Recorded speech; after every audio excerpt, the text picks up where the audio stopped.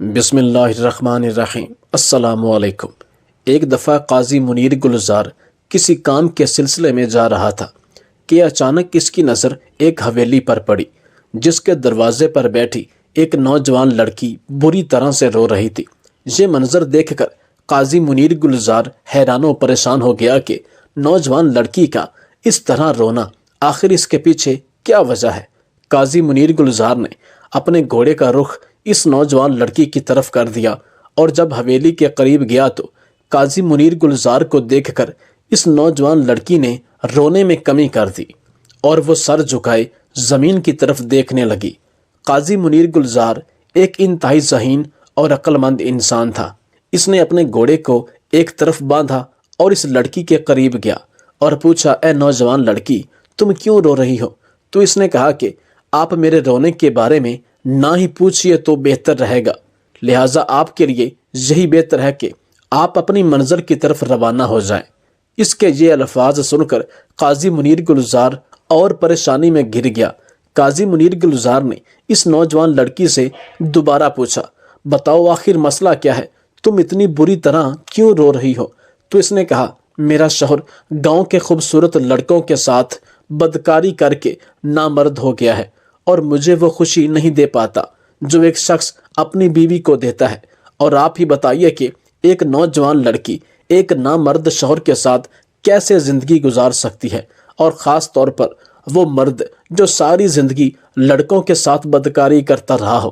قاضی منیر گلزار صاحب نے اس نوجوان لڑکی کی باتوں کو سن کر بہت پریشان ہوا اور کہا کہ اگلے ہفتے کی شام کو تم عدالت میں حاضر ہو جانا، میں اس دن اس مقدمے کو پایہ تکمیل تک پہنچا دوں گا۔ لڑکی نے قاضی صاحب کے جب یہ الفاظ سنے تو خاموشی سے چلی گئی۔ قاضی منیر گلزار بہت پریشان ہوا کہ اس لڑکی نے بہت ہی عجیب صورتحال میں ڈال دیا ہے۔ مقررہ وقت پر وہ لڑکی اور اس کا شوہر قاضی منیر گلزار کی عدالت میں پہنچ گئے۔ جب قاضی منیر گلزار نے اس کے شوہر سے پوچھا کہ تمہاری بیوی یہ الزام لگا رہی ہے کہ تم نامرد ہو اور تم لڑکوں کے ساتھ بدکاری کر کے اس نہج پر پہنچ چکے ہو کہ اب تم اپنی بیوی کو تسکین نہیں دے پاتے، اگر تمہاری بیوی سچ کہہ رہی ہے تو تم نے شادی ہی کیوں کی تھی؟ تم نے پہلے اپنا علاج کیوں نہیں کروایا؟ جب اس لڑکی کے شوہر نے یہ الفاظ سنے تو اس کے چہرے پر ایک رنگ آئے تو کبھی دوسرا۔ ہمت کر کے اس نے کہا کہ میں اپنی بیوی کو بہت پسند کرتا ہوں اور دنیا کی ہر آسائش اس کے قدموں میں ڈال دی ہے، لیکن میری بیوی میرے قریب آنے سے بھی گھبراتی ہے اور نکاح سے لے کر آج تک میری بیوی نے کمرے میں میرے ساتھ ایک لمحہ بھی نہیں گزارا۔ یہ سراسر جھوٹ بول رہی ہے۔ لڑکی کے شوہر کا بیان سن کر قاضی منیر گلزار کی حیرت پریشانی میں تبدیل ہو گئی۔ اس کے بعد قاضی منیر گلزار نے کہا، ایک شرط پر میں تمہارا فیصلہ کروں گا۔ دونوں نے کہا، آپ اپنی شرط بتاؤ۔ تو قاضی منیر گلزار نے کہا کہ آج کی رات میں جو کچھ تمہیں کرنے کا کہوں گا وہ تمہیں کرنا پڑے گا۔ قاضی منیر گلزار نے کہا کہ تم دونوں میاں بیوی کو ایک کمرے میں برہنہ ہو کر ایک دوسرے کے ساتھ پوری رات گزارنی ہوگی۔ لڑکی کو مجبوراً قاضی کی شرط ماننی پڑی۔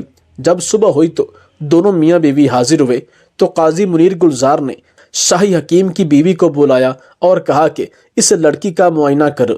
جب حکیم صاحب کی دائی بیوی نے معائنہ کر لیا تو اس نے کہا کہ یہ لڑکی اب کنواری نہیں رہی، اس نے رات کو کسی کے ساتھ ہم بستری کی ہے۔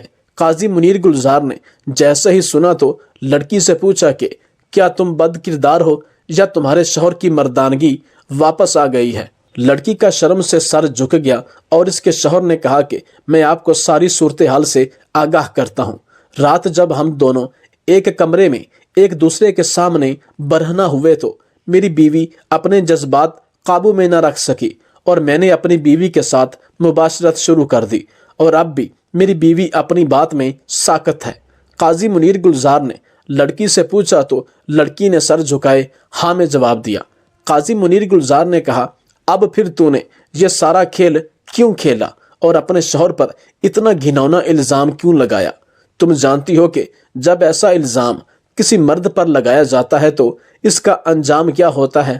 تو لڑکی نے جواب دیا، میں اپنے ماموں کے بیٹے کے ساتھ پیار کرتی تھی اور اس کے ساتھ شادی کرنا چاہتی تھی، اس لیے میں نے یہ جھوٹ بولا کیونکہ یہ آدمی شرعی طور پر تو میرا شوہر ہے، لیکن اس کے قریب جانے سے میرا دل گھبرا جاتا ہے، کیونکہ میں اس سے محبت نہیں کرتی، بلکہ میں اپنے ماموں کے بیٹے کے ساتھ محبت کرتی تھی۔ اس کے ساتھ میرے والدین نے زبردستی شادی کرائی تھی، میں اس لیے اس کے قریب کبھی نہیں گئی تھی۔ اس لڑکی کے یہ الفاظ سن کر قاضی منیر گلزار نے کہا، اب بتاؤ تم کیا کرنا چاہتی ہو؟ تو اس لڑکی نے جواب دیا، قاضی صاحب میں اپنے شوہر کے ساتھ زندگی گزارنا چاہتی ہوں، اور میں آپ کا شکریہ ادا کرنا چاہتی ہوں کہ آپ نے میرے ہاتھ سے ایک قیمتی چیز جانے سے روک دیا جسے میں خود سے دور کر رہی تھی، کیونکہ اب جب میں اس کے قریب آ چکی ہوں تو میں اس دنیا کے باقی تمام مردوں کے لیے حرام ہوں، اور میں اپنی زندگی اسی شخص کے ساتھ گزاروں گی، کیونکہ اب میں نے اس کا حیا اور اس نے میرا حیا دیکھ لیا ہے، اور میں نے جو آپ سے کہا میں اس پر شرمندہ ہوں، اور اپنے شوہر سے بھی معافی کی طلبگار ہوں۔ اس کے شوہر نے بھی اس کو معاف کر دیا، اور وہ دونوں ہنسی خوشی اپنے گھر کو لوٹ گئے۔ ایک گاؤں میں دو زمیندار گھرانوں کی شادی آپس میں بڑی دھوم دھام سے ہوئی، لیکن بدقسمتی سے ایک مہینے بعد ہی دلہن لاپتہ ہو گئی، جو کہ دولہے کے لیے شرمندگی کا باعث بنی۔ کوئی کچھ کہتا تو کوئی اسے نامرد کہتا۔ بگن گرے وال سنگھ، جو کہ مقامی ضلع اور گاؤں کا تھانے دار، کہتا ہے، ایک خاوند میرے پاس آیا جس کی بیوی شادی کے ایک مہینہ بعد گم ہو گئی تھی۔ اس کے دل میں یقیناً غصہ بھی ہوگا، لیکن اس کے چہرے پر اس وقت شرمندگی تھی۔ وہ سوچتا ہوگا کہ سننے والے کیا کہیں گے کہ اس کی بیوی نے اس شخص کو اپنے قابل نہیں سمجھا تھا۔ میرے پاس تھانے میں جو آدمی رپورٹ دینے آئے تھے، ان میں ایک گمشدہ لڑکی کا خامد، ایک خاوند کا باپ اور لڑکی کا باپ تھا۔ لڑکی کو لاپتہ ہوئے 2 دن گزر گئے تھے۔ لڑکی کی شادی اس کے خاوند کے ساتھ 1 مہینہ پہلے ہوئی تھی۔ وہ لوگ یہ کہہ رہے تھے کہ لڑکی اغوا ہوئی ہے۔ جب میں نے پوچھا کہ لڑکی کو کس نے اغوا کیا ہے تو انہوں نے کہا کہ ان کو یہ تو معلوم نہیں، پر لڑکی اغوا ہی ہوئی ہے۔ میں نے کہا کہ آپ کو کسی پر شک تو ہوگا؟ تب بھی انہوں نے کہا کہ شک بھی کسی پر نہیں ہے۔ گاؤں اتنا چھوٹا بھی نہیں تھا اور اتنا بڑا بھی نہیں تھا۔ زیادہ تر آبادی مسلمانوں کی تھی، کچھ سکھ اور ہندو بھی اس گاؤں میں آباد تھے۔ یہ لوگ جن کی بہو لاپتہ ہو گئی تھی ایک مسلمان اور خوشحال زمیندار گھرانہ تھا۔ لڑکی والے بھی انہی کے ٹکر کے ہم پلہ لوگ تھے۔ میں نے لڑکی کے سسر سے پوچھا، لڑکی لاپتہ کس طرح ہوئی ہے؟ تو انہوں نے بتایا کہ لڑکی کے سسرال کا مکان ایک کشادہ حویلی ہے، صحن کی طرف 2 برآمدے ہیں۔ رات کو لڑکی، جس کا نام عابدہ اور اس کے شوہر کا نام مظہر ہے، ایک برآمدے میں سوتے تھے۔ گمشدگی کی رات بھی دونوں میاں بیوی اسی برآمدے میں سوئے ہوئے تھے۔ گھر کے باقی افراد دوسرے برآمدے میں سوتے تھے۔ صبح منہ اندھیرے عابدہ کے سسر اور ساس اٹھے۔ وہ روز اسی وقت اٹھا کرتے تھے اور بھینسوں کا دودھ دوہتے تھے۔ اس روز بھی وہ منہ اندھیرے اٹھے تو دیکھا کہ ڈیوڑی کا بڑا دروازہ کھلا ہوا تھا۔ ساس سسر کے سوا اتنی سویرے کوئی اور نہیں اٹھا کرتا تھا۔ سسر نے اندر جا کر دیکھا تو اس کی بہو عابدہ اپنے بستر پر نہیں تھی۔ سسر نے اپنی بیوی کو بتایا۔ انہوں نے کچھ وقت انتظار کیا، لیکن عابدہ واپس نہ آئی اور صبح ہو گئی۔ ان کے ذہن میں یہ سوال گزرا کہ وہ کہیں پیشاب کرنے فصلوں میں گئی ہوگی، لیکن یہ بھی خیال تھا کہ وہ بتا کر جاتی ہے۔ پھر سورج نکل آیا مگر عابدہ واپس نہ آئی۔ عابدہ کا میکا گاؤں 3 میل دور تھا۔ وہاں جا کر پوچھا، انہوں نے کہا عابدہ ادھر نہیں آئی۔ کسی کو بھی سمجھ نہیں آ رہا تھا کہ کہاں جا کر عابدہ کو ڈھونڈے۔ 3-4 گھروں میں جا کر دیکھا۔ سارا دن انہوں نے عابدہ کے انتظار میں گزار دیا مگر عابدہ واپس نہ آئی۔ رات کو عابدہ کا باپ اور سسر اپنے پیر کے پاس چلے گئے۔ پیر نے اپنا حساب کتاب دیکھا اور بتایا کہ لڑکی دور نکل گئی ہے، لیکن واپس آ جائے گی، پر بہت زور لگانا پڑے گا، بڑی سخت پڑھائی کرنی پڑے گی۔ پیر نے ان کو 1 مٹھی کالے ماش، اس سے آدھی مقدار سفید نمک، پسا ہوا 1 انڈا اور کچھ اوٹ پٹانگ چیزیں لانے کو کہا، جس میں سب سے مہنگی ایک کالے بکرے کی سری تھی۔ وہ لوگ یہ ساری چیزیں اپنے پیر کو دے آئے۔ پیر نے کہا کہ کل شام تک لڑکی خود اڑتی ہوئی آئے گی۔ عابدہ کے باپ اور سسر نے پیر کو ڈبل نذرانہ پیش کیا اور اپنے پیر سے یہ بھی کہا کہ لڑکی اگر کل شام سے پہلے واپس آ جائے تو وہ پیر کی جھولی پیسوں سے بھر دیں گے۔ عابدہ کے باپ نے پیر کو ایک جرمن نسل کا گھوڑا دینے کا بھی وعدہ کیا۔ ان لوگوں نے عابدہ کی گمشدگی کو چھپانے کی بہت کوشش کی، لیکن دیہاتوں میں کسی کا پردہ نہیں رہ سکتا۔ گاؤں کے ایک سکھ کو بھی پتہ چل گیا کہ یہ لوگ لڑکی کی واپسی کے لیے پیر کے پاس گئے تھے۔ سکھ نے ان لوگوں کو کہا، اے بے وقوفو، पुलिस को बताओ, ये पीर लोग लड़कियां अगवा तो कर सकते हैं मगर अगवा हो जाने वाली लड़की वापस नहीं ला सकते। सिख ने इनकी अकल के दरवाजे खोले तो ये लोग मेरे पास थाने आ गए। मैंने इनसे पूछा, क्या लड़की घर से कुछ लेकर गई है, कोई जेवर या रुपया पैसा वगैरह? सुसर ने कहा, वो कुछ भी लेकर नहीं गई, हमने सब कुछ देख लिया है, सब कुछ अपनी जगह पर मौजूद है, इसलिए तो हम कह रहे हैं कि इसको किसी ने अगवा किया है। मैंने पूछा, आपके किसी के साथ कोई भी किसी किस्म की दुश्मनी है? सुसर ने कहा, नहीं जी, छोटे मोटे लड़ाई झगड़े तो हो ही जाते हैं, पर कत्ल और अगवा वाली दुश्मनी किसी के साथ नहीं है।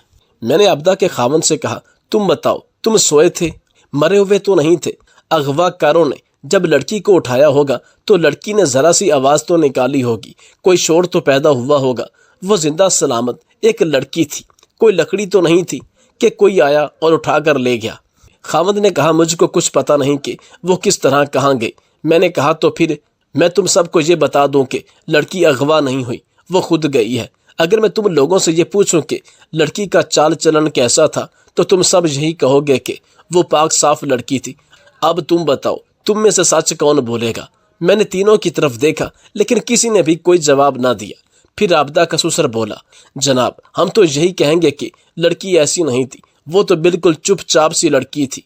आप बेशक किसी और से पूछ लें, इन्होंने 2 दिन ज़ाय कर दिए थे, इसलिए ये मालूम करना नामुमकिन हो गया था कि लड़की खुद गई है या उठाई गई है। मैंने आबदा के ससुर से कहा, तुमने अपने पीर को बताया नहीं कि लड़की शाम तक वापस नहीं आई? आबदा के ससुर ने कहा, बताया था। पीर जी कहते हैं कि लड़की पर बड़े ही सख्त तावीज़ किए गए हैं, वापस आ जाएगी मगर बहुत दिन लग जाएंगे। मैं आबदा के ससुर खामिद और बाप के साथ आबदा के ससुराल चला गया। घर के अंदर बरामदे में वो जगह देखी जहां लड़की सोई हुई थी। इसके खामद की चारपाई इसकी चारपाई के साथ मिली हुई थी। बाहर की दीवार इतनी ऊंची थी कि कोई इधर से अंदर नहीं आ सकता था, छत की तरफ से भी आना मुश्किल था। मैंने मकान को बड़ी अच्छी तरह देखा और मुझको यही एक बात समझ में आती थी कि लड़की खुद गई है। एक शक और भी मेरे दिमाग में आया कि लड़की के खामद ने किसी वजह से लड़की को कत्ल कर दिया होगा और लाश कहीं फेंक आया होगा, लेकिन ये शक कुछ कच्चा सा मालूम होता था, क्योंकि अगर लड़की के खामद ने इसको कत्ल किया होता और लाश कहीं फेंक आया होता तो लाश अब तक किसी न किसी को नजर आ ही जाती। अलबत्ता ये हो सकता था कि इसने लाश को कहीं दफन कर दिया हो। आबदा के खामद पर शक इसलिए भी था कि वो बिल्कुल चुप था, इसका बाप ही बोलता था, हर सवाल का जवाब भी वही दे रहा था। आबदा के ससुर ने मुझको कहा, जनाब, मेरे नाकस दिमाग में एक बात आ रही है, वो ये कि लड़की अगर खुद जाती तो पैसे और जेवर भी जरूर साथ लेके जाती। मैंने कहा, मैं इसको जरूरी नहीं समझता हूँ, हो सकता है कि लड़की का जराना किसी ऐसे आदमी के साथ हो जिसको रुपए पैसे की जरूरत ना हो। मैंने आबदा के खामद को अलग करके कहा कि वो खुद मुझको बताएगा या मैं पहले दूसरों से पूछूं कि ये क्या मामला है। इसने जो जवाब दिया इससे मेरी तसल्ली ना हुई बल्कि शक और गहरा हो गया। काफी अरसे तक जब लड़की के बारे में कुछ पता ना चल सका तो लड़की के शौहर समेत तमाम घर वाले मायूस हो गए। वो मायूस इसलिए थे कि पुलिस भी लड़की को बाजियाब कराने में नाकाम हुई थी, जबकि इससे पहले कभी ऐसा नहीं हुआ था कि पुलिस की कार्रवाई नाकाम हो। पीर साहब ने कई दिनों तक चिल्ला काटा मगर वो भी मालूम ना कर सका कि लड़की कहाँ गई। न किसी से इस खानदान की दुश्मनी थी, न ही इज्जत का कोई मामला था। मजर जो कि दुल्हन का घर वाला था एक शरीफ लड़का था। घर की मुलाजमा दुल्हन के कमरे की सफाई कर रही थी तो अचानक उसे बेड के नीचे से दुल्हन की टूटी हुई चूड़ियां नजर आईं। मुलाजमा ने दुल्हन की सास से कहा कि मैं दुल्हन को तलाश करने में आप लोगों की मदद कर सकती हूँ, मगर इस बात की कोई गारंटी नहीं कि दुल्हन बाजियाब हो सकेगी। सिर्फ मेरे दिमाग में एक ख्याल आया है, मैं सिर्फ कोशिश कर सकती हूँ। तमाम घर वालों ने मुलाजमा से कहा कि बताओ तुम चूड़ियों की मदद से कैसे दुल्हन का सुराग लगा सकती हो।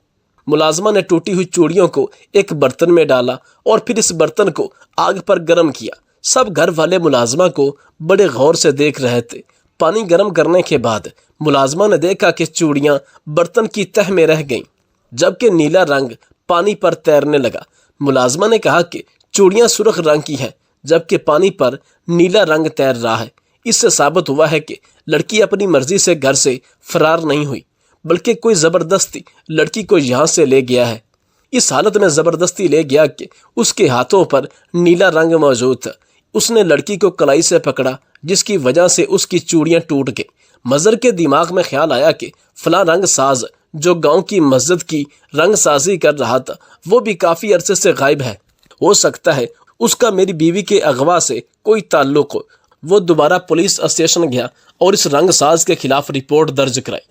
پولیس نے اس رنگ ساز کے گھر چھاپا مارا تو وہ گھر سے بھی کافی عرصے سے غائب تھا۔ اب پولیس کا شک یقین میں بدل چکا تھا، کیونکہ جس دن سے مظہر کی دلہن غائب تھی اس دن سے ہی یہ رنگ ساز بھی غائب تھا۔ اس رنگ ساز کے شاگرد نے بتایا کہ استاد کا دوسرا گھر بٹھنڈا میں ہے۔ اس جگہ پر پولیس نے اچانک چھاپا مارا اور رنگ ساز کو پکڑ لیا گیا۔ جسمانی ریمانڈ کیا گیا تو اس نے لڑکی کا ٹھکانہ بتایا جہاں اس نے مظہر کی بیوی کو چھپا رکھا تھا۔ بھوکی پیاسی لڑکی کال کوٹڑی میں زندگی کی آخری سانسیں لے رہی تھی، اور اگر مزید کچھ گھنٹے یا دن دیر ہو جاتی تو جان سے چلی جاتی۔ رنگ ساز سے پوچھا گیا کہ تم نے مظہر کی بیوی کو اغوا کیوں کیا، جس پر اس نے بتایا کہ میں نے مظہر کی حویلی میں رنگ سازی کی تھی۔ 1 مہینے تک کام جاری رہا، مگر اس نے مجھے آدھی اجرت دی تھی، باقی پیسے مانگے تو مجھے دھکے دے کر گھر سے نکالا تھا۔ اس نے جو مجھے باتیں سنائیں وہ الگ، اور حق پر ہوتے ہوئے محنت مزدوری کے پیسے مانگنے کی وجہ سے سارے گاؤں کے سامنے میں شرمندہ ہو گیا۔ اس دن سے میں نے سوچ لیا تھا کہ میں مظہر کی خوشیوں میں رکاوٹ بنوں گا۔ کچھ سمجھ نہ آیا تو اس کی بیوی کو اغوا کر کے لے گیا۔ رنگ ساز کو پولیس پکڑ کر لے گئی، جبکہ مظہر نے باقی کی رقم رنگ ساز کے والد کو ادا کی۔ رنگ ساز کو اپنی غلطی کا احساس ہوا، لیکن وہ یہ نہیں جانتا تھا کہ رنگ ساز اس حد تک قدم بڑھائے گا۔ کچھ عرصہ بعد اس نے رنگ ساز کو جیل سے رہا کروایا اور آئندہ لین دین کے معاملے میں کسی سے زیادتی نہ کی۔ میرا آپ سب کو مفت میں قیمتی مشورہ ہے کہ بندوں کا آپس کا لین دین ہمیشہ خوش اسلوبی سے ادا کر دینا چاہیے، کیونکہ اللہ تعالیٰ بھی حقوق العباد میں کسی پر رعایت نہیں کرتا۔